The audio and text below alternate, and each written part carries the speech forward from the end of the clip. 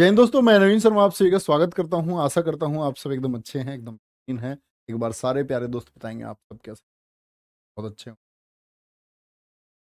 नेहा, सोना, अंकित रॉय, अजय, विकास, वर्तिका, हर्ष, सपना, अमित, देवेश, सचिन, सूरज, जूली, दीपक कुमार, धर्मेंद्र कुमार, कविता, सबका स्वागत है और एकदम अच्छे से स्वागत है। और प्यारे बच्चे, अभी तक हम लोग पढ़ रहे थे आपका दिल्ली सल्तनत के बारे में। दिल्ली सल्तनत के बारे में अगर हम बात करें तो फटाफट से आप लोग कुछ आंसर करना मेरे। तो दिल्ली सल्तनत में हम लोगों ने क्या क्या पढ़ा था आपका। दिल्ली सल्तनत की अगर हम बात करते हैं तो दिल्ली सल्तनत पर कुल कितने वंश हुए?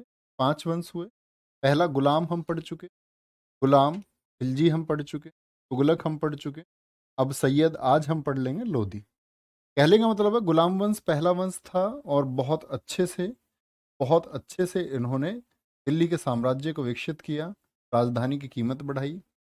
अलाउद्दीन खिलजी का प्रयास आप जानते ही हैं, इस समय यहाँ पर 1320 तक में सबसे बेहतरीन काम किया। फिर इसमें आपका गयासुद्दीन तुगलक, मोहम्मद बिन तुगलक और फिरोज शाह तुगलक 1320 से लेकर 1414 यहाँ तक हम पढ़ चुके। तो मैंने कहा कि ये दिल्ली सल्तनत के विघटन का समय था। विघटन का मतलब दिल्ली सल्तनत की ताकत कम होने लगी थी। ये लोग कौन लोग हैं? आप कहेंगे भैया ये लोग तुर्क लोग थे। कौन थे ये? तुर्क। ऐसे ही तुर्क जब तुगलक वंश का अंतिम समय पर, कल मैंने बताया, एक एक दो दो वर्ष के लिए राजा रहे और उनकी हत्याएं होती रहीं, ऐसे ही एक सैनिक के रूप में विकसित हुआ खिज्र खान नामक व्यक्ति दिल्ली की गद्दी को हत्या लेता। ठीक है, क्या बोलेंगे? S4 क्या है? सैयद, ये हम आज पढ़ने वाले हैं। और L4 क्या है? लोधी, ये भी हम आज ही सैयद वंश के बारे में आपको 4 लाइन याद करनी है। इतिहास में छोटा सा काल है, बहुत बड़ा योगदान है नहीं, ना कोई राजा इनका हुआ। आएंगे सैयद वंश, तो क्या बोलेंगे आपका कि तुगलक वंश के विघटन के बाद में जब तुगलक वंश कमजोर हो गया तो एक सैनिक शक्ति के रूप में उभरा व्यक्ति अमीरों की मदद से गद्दी पर बैठता है, जिसका नाम था खिज्र खां। क्या था? खिज्र खां। ठीक है, और उसको रैयत ए आला की उपाधि दी गई। बहुत बार कंपटीशन में पूछा जाता है रैयत ए आला किस शासक को कहा जाता है। ठीक है, इसके बाद में गद्दी पर आया मुबारक शाह। मुबारक शाह जिसने अपने नाम का खुतबा पढ़वाया, अपने नाम का प्रशंसा पत्र पढ़वाया। मैंने आपको बताया था ऐबक के पढ़ाते समय कि खुतबा क्या होता था। जिन बच्चों ने वो क्लास करी होगी वो जानते। अच्छा मुझे बताएं, वह कौन सा शासक था जिसने अपने नाम का कोई खुतबा नहीं पढ़वाया, ना सुल्तान की उपाधि धारण की थी? ठीक है, बोलेंगे आगे, आगे आएंगे। भैया ये खिज्र खां अलाउद्दीन खिलजी वाला लड़का नहीं जी, उसकी तो आंखें निकल वाली थी। आपका अगर आपको याद हो मलिक काफूर ने, मैंने कहा था मलिक काफूर ने खिज्र खां और सादी खान की आंखें निकल वाली थी, तो ये वो खिज्र खान नहीं है, ये कभी कंफ्यूजन नहीं रखा। ठीक है, बिट्टू लव यू बच्चा।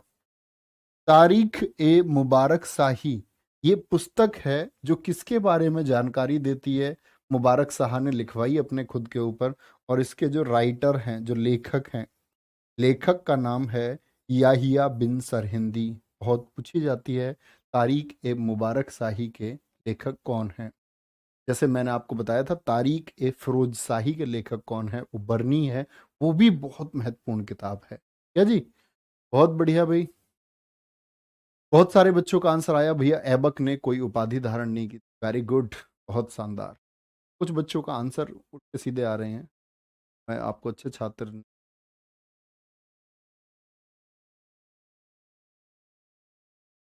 चलो।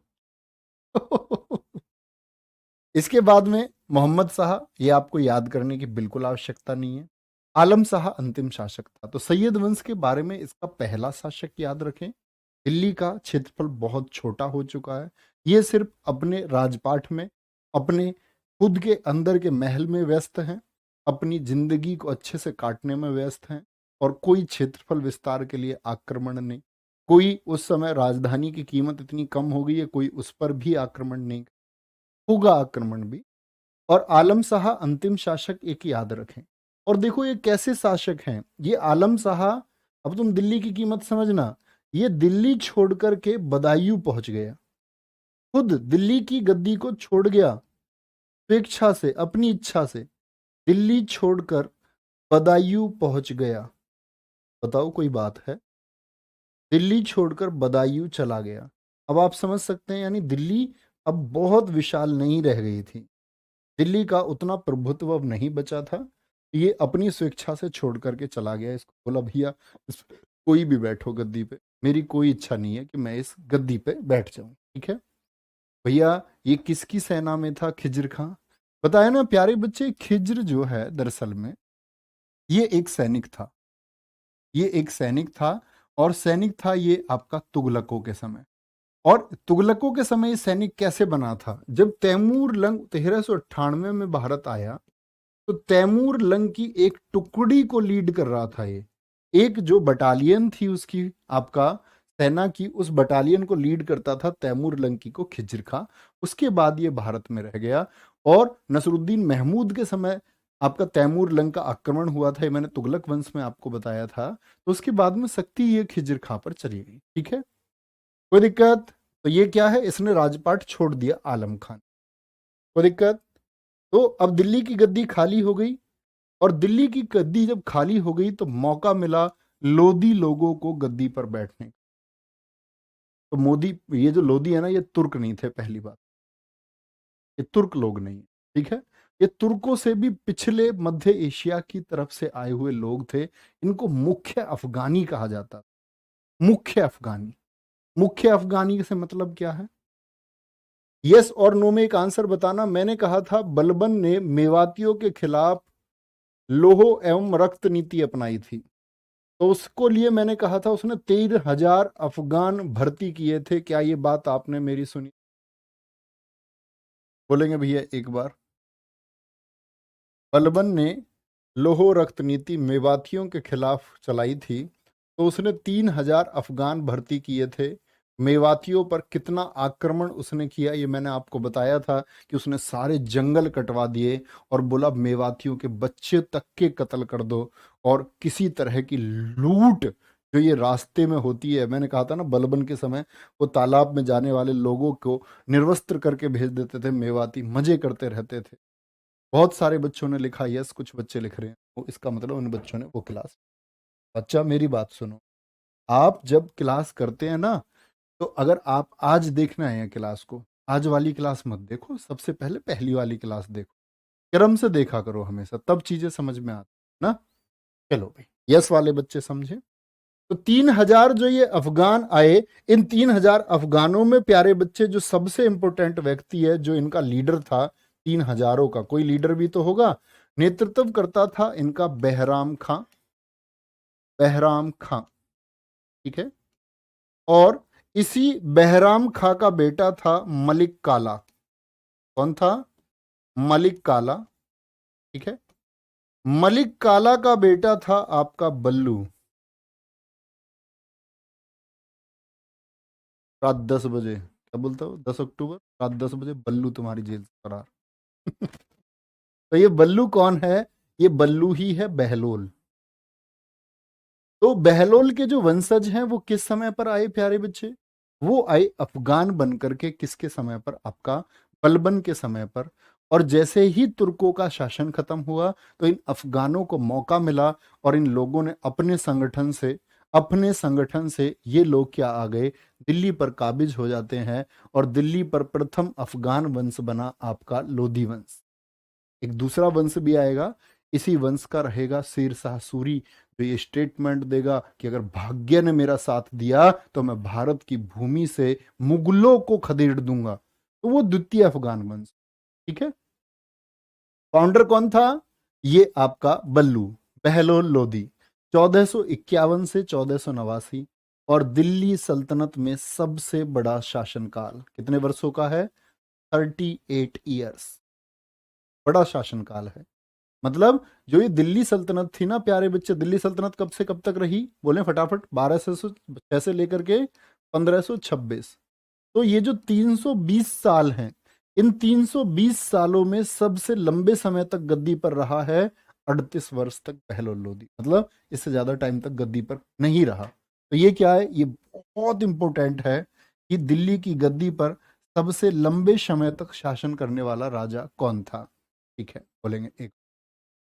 संध्या सिंह को ब्लॉक कर दें, ये कह रही हैं केवल पुराने बच्चों पर ध्यान देते हैं, लोगों के डाउट करे। ऐसे नाम से पता चलता है कौन पुराना है? तुम्हारा नाम ही पुराना सा लग रहा है मुझको। इनको ब्लॉक कर दिया जाए, मुक्ति दी जाए हमारे शासन से, इनको दूर ले जाया जाए और दिल्ली की गद्दी के समीप भी ये नहीं दिखनी चाहिए, रहने देना। बच्चा पढ़ा करो, मत लिखा करो ऐसी चीज। तुम्हारे नाम से क्या होता है? तुम्हारा नाम लेने से तुम लोग उछलते कूदते रहते हो, फुदकते रहते हो। तुम्हारे गांव में भी नाम लेता है कोई तुम्हारा? है?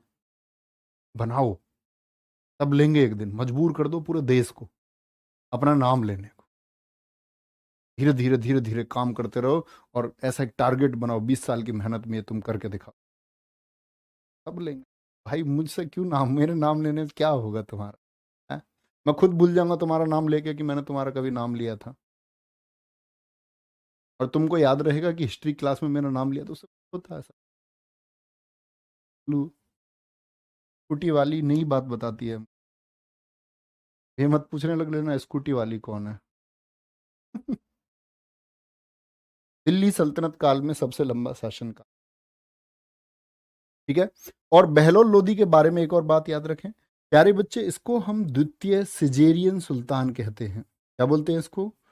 द्वितीय सिजेरियन सुल्तान। बहुत इंपॉर्टेंट बात है, नोट कर ले। द्वितीय सिजेरियन सुल्तान किसको कहा जाता है? ठीक है। एक बात याद रखें, जब ये गद्दी पर बैठा उससे पहले ये मुल्तान का गवर्नर था। क्या था ये? मुल्तान का गवर्नर था। और उसके बाद में इसने दिल्ली में आकर के अपनी सत्ता स्थापित की। तो भैया सिजेरियन से क्या मतलब है? आज प्यारे बच्चे, मैं आपको लोगों को ये बताता हूँ, आप जानते हो कि आज ज्यादातर जो बच्चों का जन्म होता है, नॉर्मल डिलीवरी होती है बच्चों के जन्म की या ऑपरेशन ज्यादा होते हैं? तो आप कहेंगे भैया आज ऑपरेशन ज्यादा होते हैं। तो जो बच्चा ऑपरेशन से पैदा होता है उसको बोलते हैं सिजेरियन चाइल्ड। तो ये बहलोल लोदी भी ऑपरेशन से पैदा हुआ था। उस समय ये बड़ी बात थी, आज ये बड़ी बात नहीं है ऑपरेशन से बच्चे होना। पहले तो दाई माँ होती थी तो पहले बच्चे नॉर्मल होते थे। ठीक है। तो क्या बोलोगे? आज बच्चे नॉर्मल ना होने के बहुत सारे कारण हैं कि लड़कियों की एक तो डाइट चेंज हो गई, एक उनका आधुनिकता का शिकार जो लड़कियां हुई हैं वो अपने खाने का बिल्कुल ख्याल नहीं रख। मैं हमेशा से कहता हूँ कि बच्चा, तुम्हारे पास लड़कों से भी ज़्यादा जिम्मेदारी है। ठीक है। लड़कों की अगर बात करें, लड़के परिश्रम करते हैं, घर चलाते हैं, लेकिन जो जिम्मेदारी तुम्हारे हिस्से में आई है ना वो बहुत बड़ी है। किसी बच्चे को जन्म देना, ये किसी पुरुष की मतलब ताकत की, अगर बोले ना, कई पुरुषों की ताकत की भी बात नहीं है। बच्चे को अपने गर्भ में रख उसको जन्म देना, ये ताकत सिर्फ प्रकृति ने स्त्री को दी। तो आपकी रिस्पॉन्सिबिलिटी बनती है कि बेकार डाइट कभी ना ले। ये जो चीज़ें बाजारों में बिकती है ना, आप इनसे बचें, कि हेल्दी।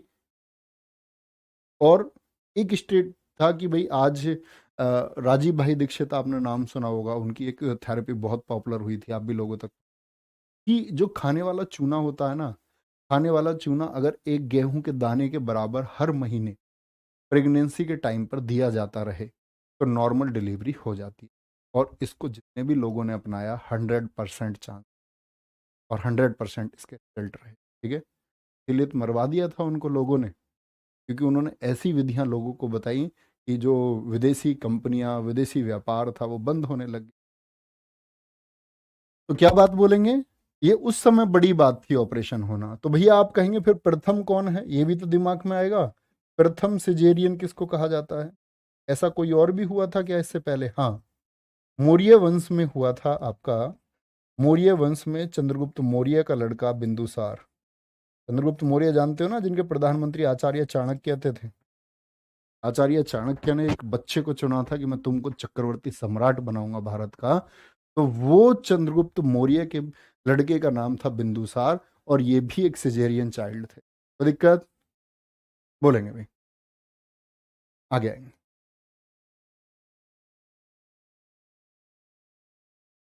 आगे चलें। बहलोल लोदी का 2 बार राज्याभिषेक हुआ है। मतलब 2 बार राज्याभिषेक का मतलब होता था कि 2 बार ये गद्दी पे बैठे। 2 बार गद्दी पे बैठे, ठीक है। दरी पर बैठकर शासन करता था। अब ये 38 वर्ष तक इसका सबसे बड़ा शासनकाल यूं ही नहीं है। इसने लोगों के सामने अपनी ऐसी इमेज बनाई कि मैं बहुत साधारण शासक हूं और मैं तुम्हारे साथ हूं, मैं तुम्हारे साथ हूं। आप लोग जो दिल्ली कमजोर उस समय हो चुकी है, बोल रहा कि आप अपनी मनमानी से अपनी चीज कर सकते। तो ये बोलते कि लोगों की सहमति के द्वारा इसका शासन चला। दरी पर बैठ करके शासन करता था। यह चाहता था कि इसका बड़ा बेटा बारबक शाह गद्दी पर बैठे। बारबक शाह इसके बेटे का नाम है। और इसके 2 बार राज्यभिषेक के साथ में एक लाइन लिखी हुई है, फिरोज शाह तुगलक का भी 2 बार राज्यभिषेक हुआ था। पहले थट्टा में, जहां पर याद है लू लगने से मोहम्मद बिन तुगलक की मौत हो गई थी, यस और नो। वहीं पर किसको घोषित कर दिया गया था, आपका सुल्तान किसको घोषित कर दिया गया था, फिरोज शाह तुगलक। वापस दिल्ली लाया गया, इसको फिर घोषित किया, ठीक है। अब देखो 2 बार राज्यभिषेक बहुत सारे राजाओं के हुए हैं।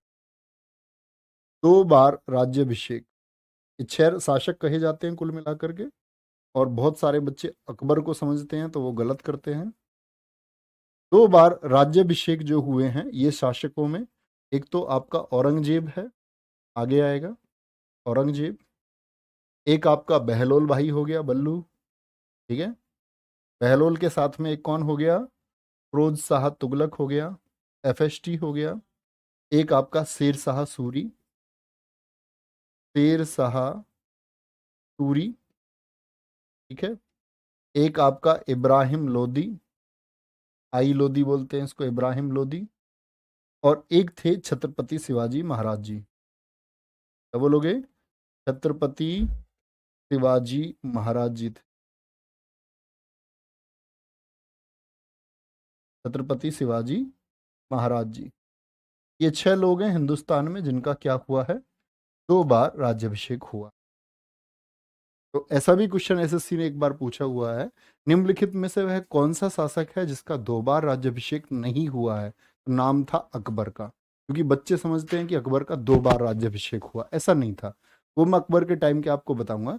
अकबर को जस्ट ही जो उसका मतलब मुख्य संरक्षक था बैरम खां, उसने उस जस्ट कलानौर पंजाब में ईंटों पर बिठा करके उसको बोल दिया था कि अब तुम्हारे पिता हुमायूं इस दुनिया में नहीं रहे हैं, अब तुमको ये गद्दी संभालनी होगी। तो उसको राज्यभिषेक नहीं कह सकते। राज्यभिषेक तो पूरा मतलब प्रॉपर तरीके से होता। कोई दिक्कत, तो क्या बोलेंगे इसमें, आपका औरंगजेब, बहलोल, फिरोज शाह तुगलक, शेर शाह सूरी, और आपका इब्राहिम लोदी। तो ये 5 तो इस्लामिक शासक थे, ठीक है। और एक कौन थे, हमारे गौरव छत्रपति शिवाजी महाराज जी, ठीक है। इनका भी 2 बार 2 विधियों से राज्यभिषेक, ठीक है। मतलब शासन पर ये बैठाए जाएंगे तिलक करके, राज तिलक करके, सब कुछ नहीं। हुमायूं का भी नहीं हुआ था। हुमायूं 2 वापस दिल्ली जीती थी हुमायूं ने, जब एक बार हुमायूं आपका यहाँ से हार करके चला गया था, जब उसको आपका कन्नौज के युद्ध में शेरशाह सूरी हरा देता है, तो वो 15 वर्षों के बाद आता है 1555 में, ठीक है। 1540 में भाग जाता है। जब वापस आया ना तो दिल्ली की गद्दी पर उसका राज्याभिषेक नहीं हुआ, कभी मत बोलना, ठीक है। चलो, ये बच्चा कह रहा है सर ये दरी है या दूरी है। बच्चा दूरी पर बैठकर शासन कर सकता है कोई, दूरी पर बैठकर आप बैठ जाओगे, दूरी पर लंबाई पर बैठ जाओगे आप, लंबाई पर तापमान पर बैठ जाओगे आप। दरी होती है बिछाने वाली, दरी नहीं समझते हो।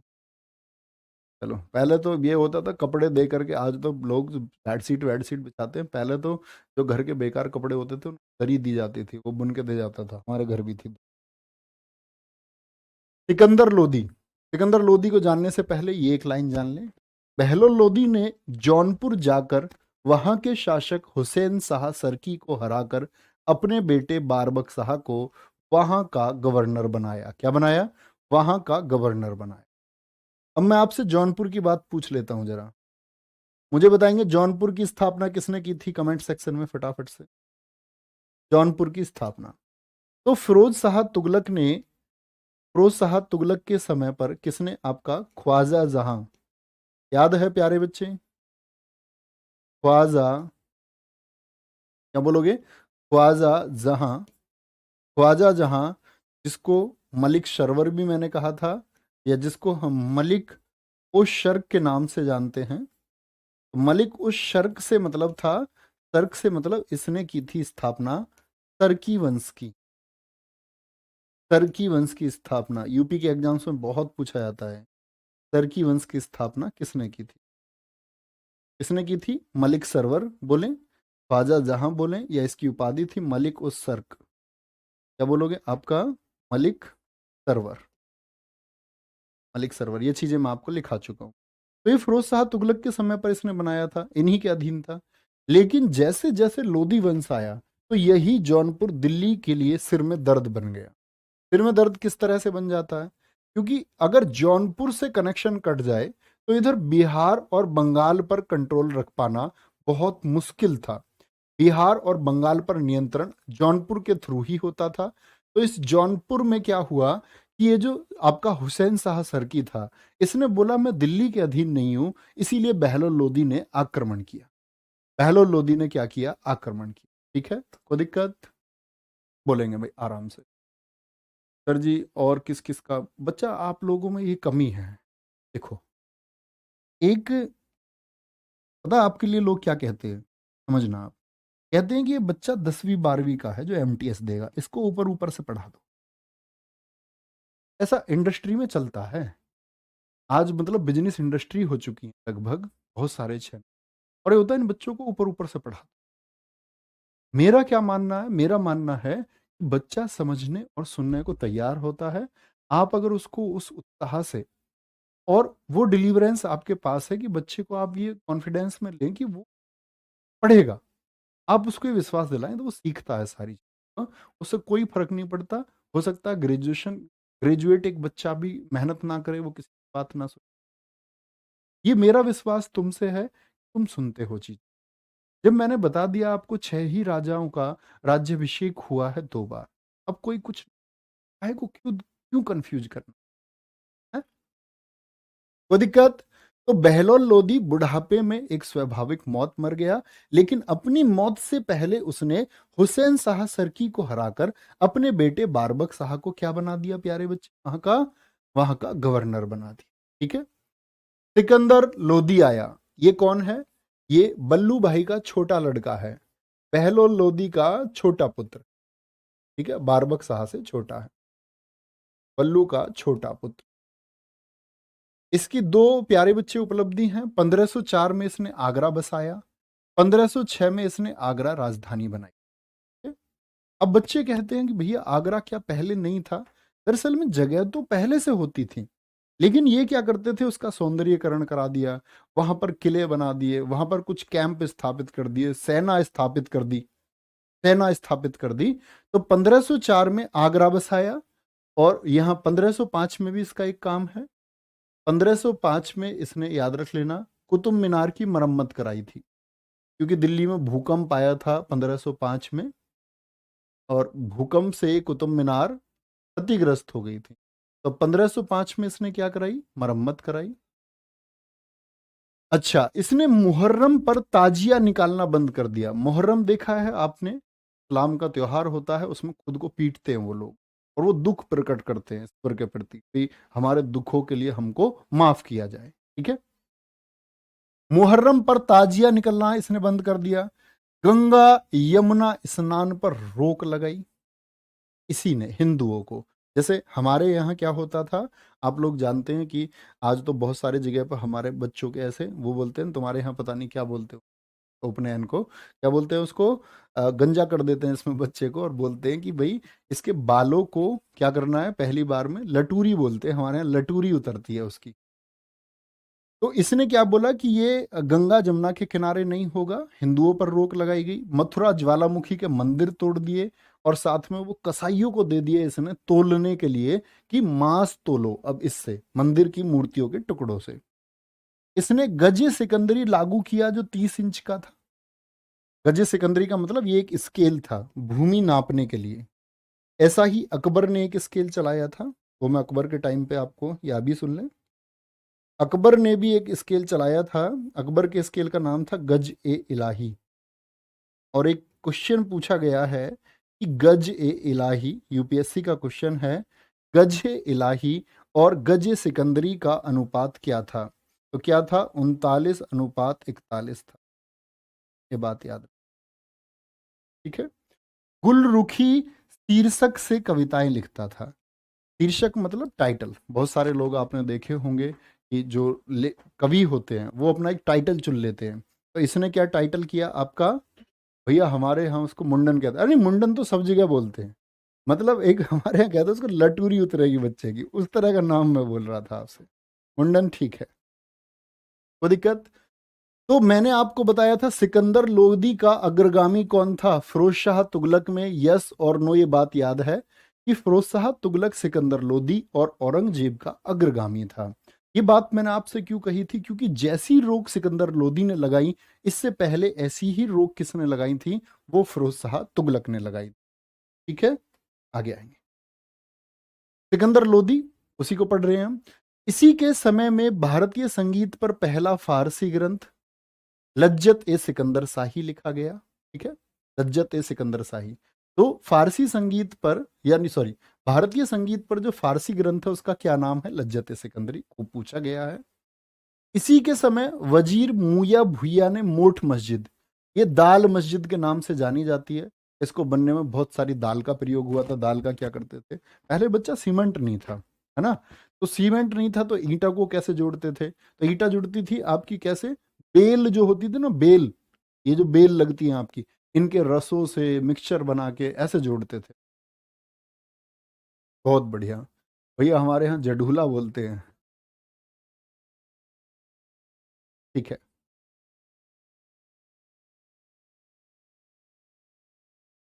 अच्छा बहुत बढ़िया। नाम है इनका ज्योति गोस्वामी और ये लिख रहे हैं सर आई एम कमल गोस्वामी। अच्छा, आप लड़का और लड़की दोनों हैं। ओके।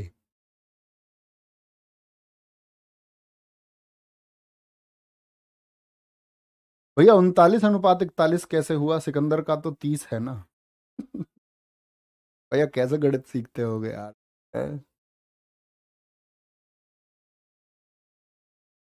39:41 से मतलब है कि इन दोनों के अनुपातों में दो का अंतर है। इन दो के अनुपातों में कितने का अंतर है, 39/41 को ही तो बोलेंगे। तो कहने का मतलब है, तो ये 30 है तो ये लगभग इंच में आपका लगभग 31 के आसपास रहा होगा, हम मान। इससे रेशियो है ये इंच थोड़ी बता रहा हूं मैं कि 39-41 इंच है। मैंने तो रेशियो बताया है? अच्छा, अब गणित में लिखते हैं जैसे 4:5। तो 4:5 का मतलब क्या होता है, क्या आप इसको 4 इंच कहते हो फिर? अपने पास से नहीं कहते ना, अनुपात एक, अनुपात का मतलब है दोनों चीजों में अंतर इतना है। बच्चों, इतने कमजोर नहीं होना है, बहुत शातिर स्टूडेंट बनो। आज इतना दुनिया प्रगति कर चुकी, तुम अभी इतने पीछे रहोगे तो कैसे बात बने। खुद को बहुत शार्प करो। 1505 ईस्वी में क्या हुआ आपका, क्या हुआ, मोठ की मस्जिद का निर्माण हुआ। मियाँ भुइया की रचनाएं हैं, फरहंग ए सिकंदरी, तिब्बत ए सिकंदरी। ठीक है। वह दिल्ली सल्तनत का कौन सा सुल्तान था जो दाढ़ी नहीं रखता था? ऐसे क्वेश्चन अब से 10 साल पहले बहुत पूछे जाते थे, अब नहीं पूछे। ठीक है। गले की बीमारी के कारण इसकी मौत हो गई। किस सुल्तान की मौत किस वजह से हुई है, ये कभी नहीं पूछा। ठीक है, कोई दिक्कत, आ गया, नोट कर लेंगे। बोलो भी एक बार, आवाज ठीक नहीं आ रही है क्या? कोई कोई बच्चा कह रहा है तेज बोलें जी। मैं तो रोज के जितना ही बोल रहा हूँ भाई, आवाज देख लेना कुछ। ठीक है, फोन में तुम्हारे चला के दिखाओ मुझे जब पता चले। जूम करना है, ये लो।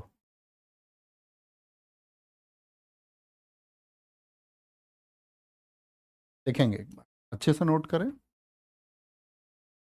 तो ये कौन सा शासक है, लोधी वंश का दूसरा शासक है सिकंदर लोधी। 1517 तक ये शासक रहेगा। आवाज तो यार बढ़िया आ रही है, देखना, दिखाओ, सुनाओ। कितनी तेज आवाज आ रही है? तुम्हारे अपने फोन में कोई दिक्कत होगी। ठीक है, बढ़िया आ रही है आवाज। चलो भाई, अब बच्चू हम चलते हैं आगे। बच्चू पटेल क्या बोलोगे? इसका मकबरा कहाँ है? दिल्ली में है। और सिकंदर लोदी के समकालीन, ये सिकंदर लोदी किस किस के साथ था? कबीरदास इसी के समय थे, गुरु नानक इसी के समय थे, राणा सांगा सिसोदिया वंश के जो पूर्वज हैं महाराणा प्रताप जी के, वो भी किनके वंशज थे? वो सिकंदर लोदी के समय पर थे, यानी कि समकालीन है। क्या बोलोगे? सिकंदर लोदी के समकालीन है। किसके वंशज हैं ये? इन्हीं के वंशज थे, महाराणा प्रताप सिसोदिया वंश के। ओके जी, आगे आए। तो इसके बाद में इसकी मृत्यु हो गई। स्वाभाविक मृत्यु के बाद में गद्दी पर कौन आया? इब्राहिम लोदी। और ये दिल्ली सल्तनत का अंतिम शासक है दोस्त। तो अब क्या है, आप समझ सकते हैं कि दिल्ली सल्तनत का अंतिम शासक है, यानी दिल्ली में कुछ बचा नहीं है। दिल्ली अब कमजोर हो चुकी थी, और इतनी कमजोर हो चुकी है कि इब्राहिम लोदी दिल्ली सल्तनत का अंतिम शासक हुआ। और दिल्ली सल्तनत का अंतिम शासक क्यों? क्योंकि बाबर आया बाहर से, और बाबर ने क्या कर दिया? इसको हरा दिया। 1518 में ये कमजोर होता है। राणा सांगा और आपका वर्सेज इब्राहिम लोदी, इब्राहिम लोदी और राणा सांगा के बीच में खतौली में युद्ध हुआ। और खतौली के इस युद्ध में हार किसकी होती है? तो बहुत सारे लोग कहते हैं कि इसमें राणा सांगा की विजय हुई। तो इतिहासकारों का मत है राणा सांगा की विजय अगर हुई होती तो राणा सांगा दिल्ली को अपने कब्जे में करते। इब्राहिम लोदी की विजय अगर हुई होती तो राणा सांगा इसके अधीन हो जाते। जबकि ऐसा कुछ भी नहीं हुआ। तो ये मत निकल के आता है कि यह युद्ध क्या रहा? अनिर्णायक रहा। ठीक है। पानीपत का प्रथम युद्ध किसके समय पर हुआ? और पानीपत का प्रथम युद्ध, बैटल ऑफ पानीपत, यही दिल्ली सल्तनत का अंत साबित हुआ। तो आपसे पूछे वह कौन सा युद्ध है जो दिल्ली सल्तनत के अंत का कारण बना? दिल्ली सल्तनत के अंत का कारण कौन सा बना है प्यारे बच्चे? अंत का कारण कौन बना? वो पानीपत का युद्ध है। भारत के राजा तलवारों के दम पर थे, बाबर तोप वोप लेके आएगा। ऐसा समझो जैसे बड़ी माँ लेकर के आया हो। केजीएफ में जैसा आती है ना वो बड़ी बंदूक, तो ऐसा समझो जैसे बड़ी माँ आई हो। और तो ये तोप लेकर के आया बाबर, और तोप लेकर के आया तो क्या कर दिया इसने फिर देखेंगे। पानीपत का युद्ध, इब्राहिम लोदी वर्सेस बाबर। बाबर कैसे आएगा ये हम मुगल वंश में पढ़ेंगे, बाबर में पढ़ेंगे कि बाबर कैसे आया, किन स्थितियों से वो भारत आया। ठीक है, देखेंगे। इसे दौलत खां लोदी ने आमंत्रित किया। कौन कौन लोग थे उसके बारे में भी बात करेंगे। विजयी कौन हुआ इसमें? बाबर विजयी हुआ। इसी युद्ध से दिल्ली सल्तनत का अंत हुआ और भारत में मुगल साम्राज्य की स्थापना हुई। ठीक है। युद्ध भूमि में मारा जाने वाला पहला शासक था इब्राहिम लोदी, की हत्या हो गई। बाबर कितनी तैयारियों से आया, क्या क्या लेकर के आया, इसके बारे में हम बात करेंगे। तो बाबर को पढ़े, कोई दिक्कत, कोई परेशानी? भैया आपने लुसेंट बुक पढ़ी है क्या? हाँ पढ़ी है, लेकिन मैंने पढ़ी थी लगभग, मैं तुम्हें बताऊं, लुसेंट 2015 में, 2015, 2015 में पढ़ी। ठीक है, कोई दिक्कत? वो अच्छी किताब थी काफ़ी। और एक समय तो लुसेंट का राज रहा है 3-4 सालों तक, 15, 16, 17, 18 तक, 4 सालों तक कम्पिटिटिव एग्जाम लुसेंट से बहुत अच्छे से बनते रहे। लेकिन दिक्कत आई है कि 19 के बाद के जितने भी एग्जाम थे उनकी जीएस के लिए लुसेंट सफिशिएंट नहीं रही। आपको एक्स्ट्रा एफर्ट लगाने पड़ते, है ना। चलो ठीक है प्रियांशु, अब आप बोल सकते हैं आप लोगों को कोई डाउट है। हमारी ये क्लास आज ही तक की थी, यहाँ तक ही है।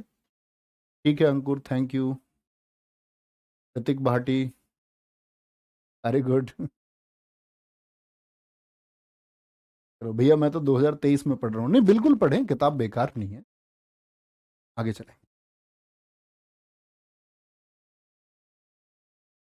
खतौली वाले एकदम से उछल उछल के आए हैं। ये जो मेरठ के पास मुजफ्फरनगर खतौली वाले हैं ना, ये उछले होंगे एकदम। तुम्हारा वाला खतौली नहीं है ये, तुम्हारा वाला खतौली नहीं है, हरियाणा का खतौली है। बहुत बढ़िया। आशीष, मुझे इतिहास से प्यार होता है। अरे भैया ना, इतिहास से ना करो।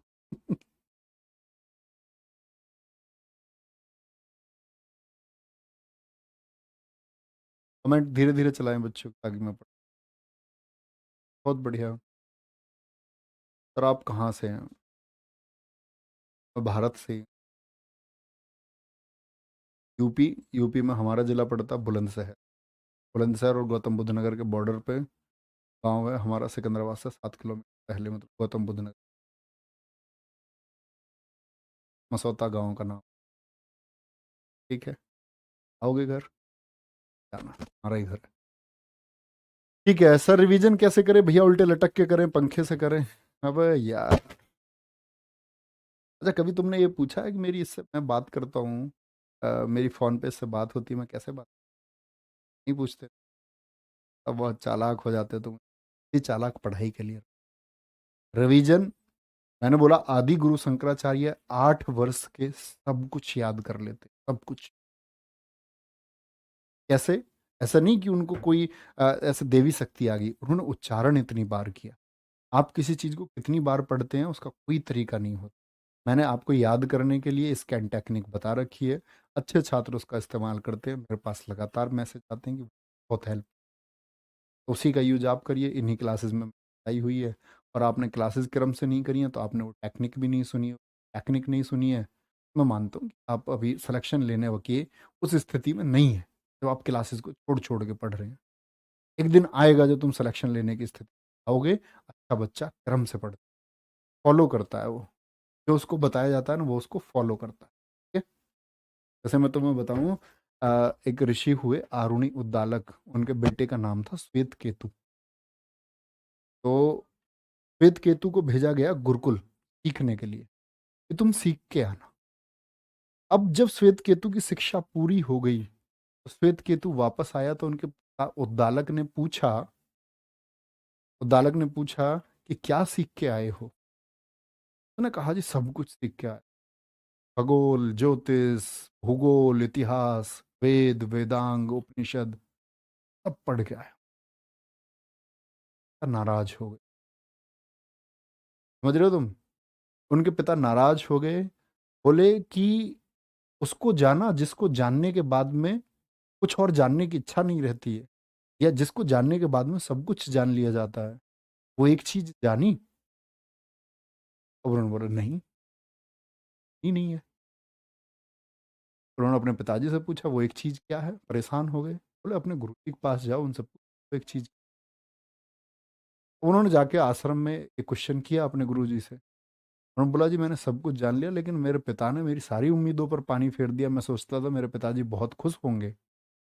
उन्होंने कहा जाकर के कि वो जाना जिसको जानने के बाद में एक चीज सब कुछ जान लिया जाता। उसके गुरुजी समझ गए, उसने तुम हो, तुम खुद को जानो पहले, ऊपर कॉन्फिडेंस नहीं है ये मैं रिवीजन कैसे करूं? तो रिवीजन कैसे कर सकता? पढ़ना है, और जो चीज एक बार बता दी उसको फॉलो कर दो। सबसे पहले खुद को जानो, तुम्हारा पोटेंशियल क्या है। अगर तुम्हारा पोटेंशियल ये है कि तुमको लगता है कि तुम एक बहुत बड़े साइंटिस्ट बन सकते हो, उस फील्ड में जाओ।